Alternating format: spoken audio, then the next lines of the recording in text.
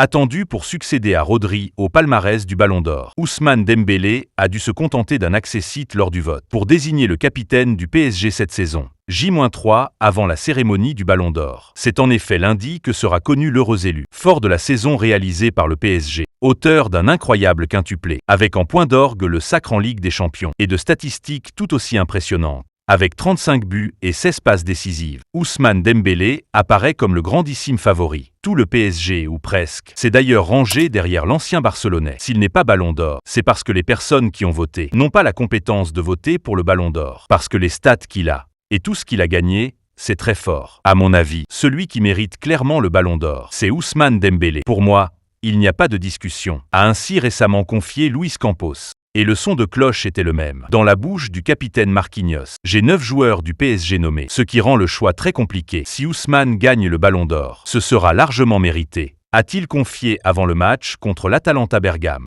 Mais si les joueurs parisiens font d'Ousmane Dembélé leur favori pour le Ballon d'Or, le champion du monde tricolore n'a pas eu autant de succès pour le capitanat. En témoignent les résultats du scrutin, effectué au sein du vestiaire parisien. Pour désigner le capitaine parisien, sans grande surprise, Marquinhos a eu la confiance de ses coéquipiers. Et le Brésilien pourra compter pour l'épauler sur Achraf Hakimi, 2e, et Vitinha, 3e. Ousmane Dembélé a, lui, dû se contenter de la 4e place, et n'en aura pas moins un rôle de vice-capitaine.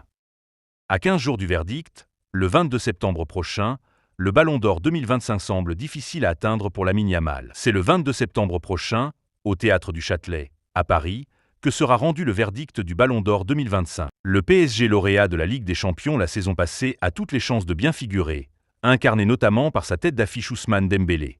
À voir si des challengers talentueux, tels que Lamine Yamal, peuvent contrecarrer cette projection. Tenant du trophée, désigné à la surprise générale il y a un an aux dépens de Vinicius Junior notamment, Rodri a été sollicité ces jours-ci pour se mouiller un peu et livrer son pronostic. En toute honnêteté, alors que l'international espagnol a quelques compatriotes parmi les prétendants. Pedri, Fabian Ruiz et Lamine Yamal, par exemple.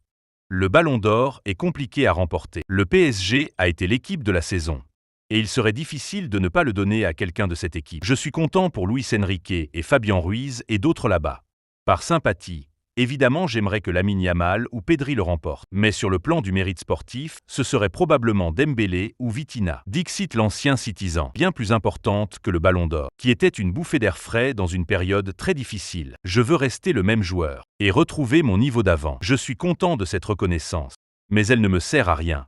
Il y a quelques jours, un autre milieu espagnol qui compte, Sergio Busquets, donnait son avis sur la question. En marge des demi-finales de la League Cup, le partenaire de Lionel Messi à l'Inter Miami, spontanément, nommait volontiers pour favori le fer de lance du PSG. Ousmane Dembélé a fait une grande saison. Il a été un peu blessé, mais il a été bien meilleur et plus régulier que les autres années. Nous savons le joueur qu'il est, la différence qu'il fait, ce qu'il peut faire. J'espère qu'Ousmane pourra gagner le Ballon d'Or. Et de préciser tout de même, j'ai des compatriotes au Barça qui le méritent également.